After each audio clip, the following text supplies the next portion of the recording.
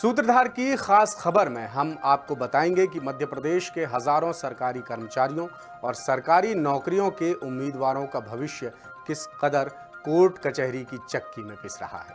सरकारी अफसरों के बेतुके फैसलों और मनमाने आदेशों की वजह से हर साल हजारों मामले हाई कोर्ट की दहलीज पार कर रहे हैं।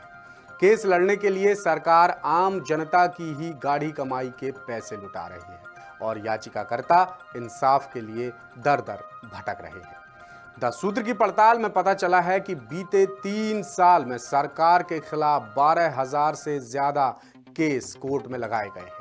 अकेले 2024 में ही शिक्षा विभाग के खिलाफ 5,500 से ज्यादा केस दायर किए गए हैं। यही नहीं, कोर्ट केस के चक्कर में सरकारी खजाने से करीब 5 करोड़ रुपए फूंक दिए गए हैं।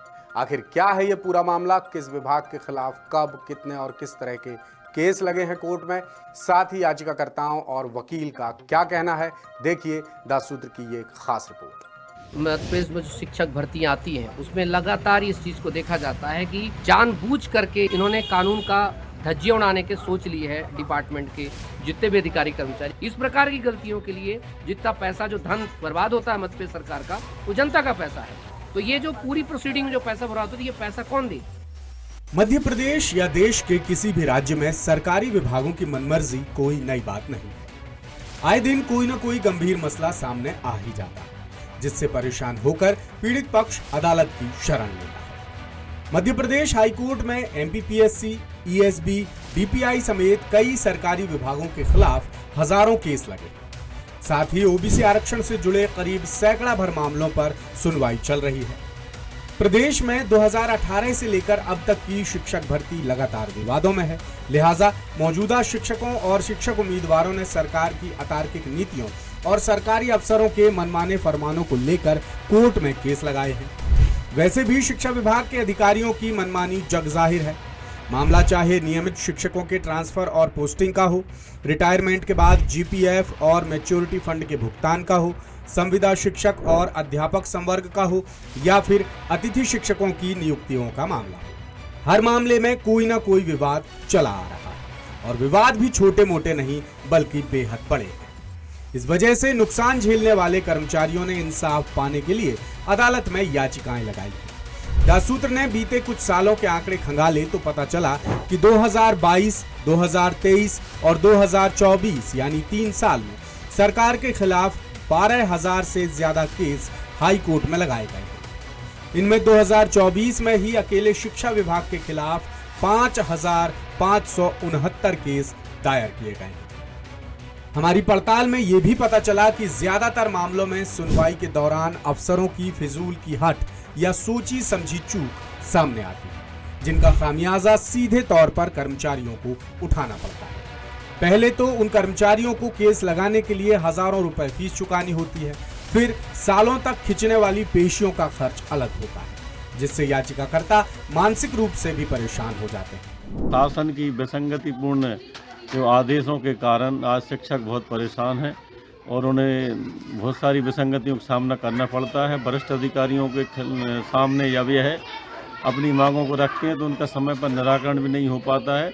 उनकी जो भाषा रहती है ना, तो वह भी समझ से परे रहती है। तो मजबूरी में हमारे बहुत सारे शिक्षक कोर्टों में उनको कोर्ट की शरण लेना पड़ रही है और कोर्ट की शरण लेने से उनका हजारों रुपये पैसा बर्बाद हो रहा है। मानसिक रूप से वे परेशान हैं। शिक्षक काफ़ी परेशान हैं। न्यायालय की शरण में जाते हैं जहां उन्हें काफ़ी आर्थिक हानि उठानी पड़ रही है, लेकिन उन्हें उचित न्याय नहीं मिल पा रहा है। मानसिक तनाव भी है उनके लिए।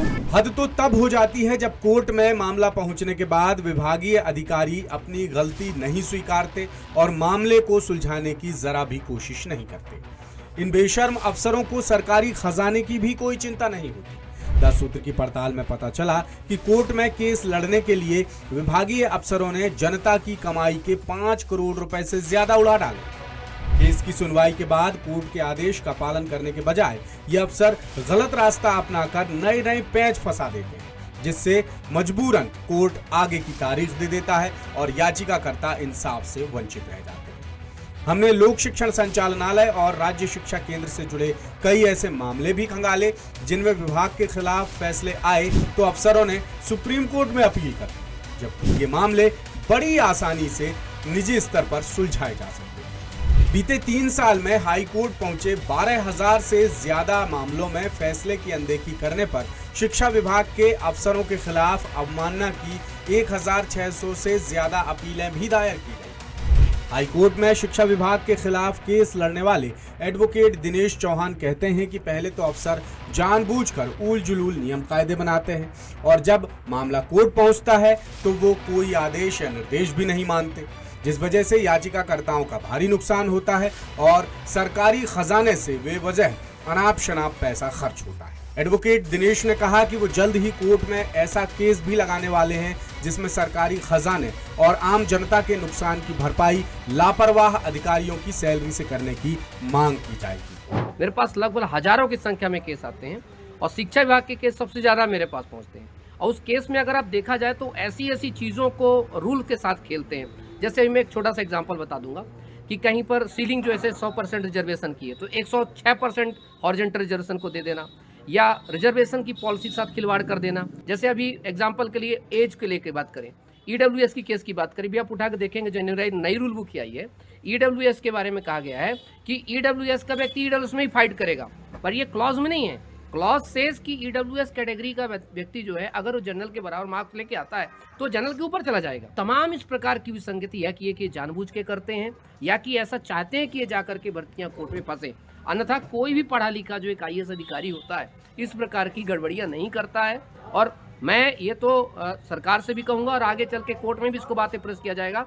इस प्रकार की गलतियों के लिए जितना पैसा जो धन बर्बाद होता है मध्य प्रदेश सरकार का, वो जनता का पैसा है। तो ये जो पूरी प्रोसीडिंग में जो पैसा बर्बाद होता है, ये पैसा कौन दे? ये यही अधिकारियों के खातों से, अधिकारियों के वेतन से निकाला जाए, उनको बोला जाए तुम ही इसके जो है प्रोसीडिंग की फीस भरे। अब आपको साल दर साल हाई कोर्ट में पहुंची याचिकाओं के आंकड़े बताते हैं। अधिकारियों की गलती और विभागों के फिजूल नियमों के खिलाफ 2022 में हाई कोर्ट में 3,330 याचिकाएं दायर हुई। वहीं 2023 में अदालत में 3,696 याचिकाएं लगाई गईं, जबकि 2024 में शिक्षा विभाग के खिलाफ याचिकाओं की बाढ़ सी आ गई। 2024 में विभाग के खिलाफ रिकॉर्ड 5,569 केस हाई कोर्ट में दायर हुए। अब ऐसा नहीं है कि सभी मामलों में विभाग की ही गलती थी, कई मामलों में याचिकाकर्ताओं की गलती भी सामने आई, लेकिन हजारों मामलों में विभागीय लापरवाही उजागर होने और कोर्ट के आदेश के बावजूद अफसरों ने गलती स्वीकार नहीं की। इस वजह से हाई कोर्ट में 2022 में 302, 2023 में 488 और 2024 में 888 अवमानना याचिकाएं दायर की गई। 3 साल से हाई कोर्ट की मुख्य पीठ जबलपुर समेत इंदौर और ग्वालियर खंडपीठ में भी 423 रिट अपील और 77 रिव्यू अपील पेंडिंग है। ये तो हुई मध्य प्रदेश के मदमस्त विभागीय अफसरों की लापरवाही, हाई कोर्ट में चल रहे मामलों और अवमानना याचिकाओं की बात। अब आपको अफसरों की मानसिक दिव्यांगता, सनक और बेशर्मी के कुछ जीते जागते उदाहरण बताते हैं, जिस वजह से सरकारी कर्मचारियों और योग्य उम्मीदवारों की जिंदगी दांव पर लगी हुई है और वो हाई कोर्ट में केस पर केस लड़ रहे हैं। देखिए हमारी खास रिपोर्ट का ये अगला हिस्सा। मध्य प्रदेश शिक्षा विभाग के खिलाफ हाई कोर्ट पहुंचे मामलों में अब भी ज्यादातर मामले पेंडिंग हैं। कई मामलों में अधिकारियों की मानसिक दिव्यांगता, सनक और फिजूल की हट साफ नजर आती है, जबकि कुछ मामलों में तो अफसरों का अमानवीय रवैया भी उजागर होता है। ये अधिकारी 3 से 4 दशक तक सरकार की सेवा करने वाले रिटायर्ड कर्मचारियों के साथ तक संवेदनाएं नहीं दिखाते। ऐसे कुछ मामले हम आपको इस रिपोर्ट में बता रहे हैं।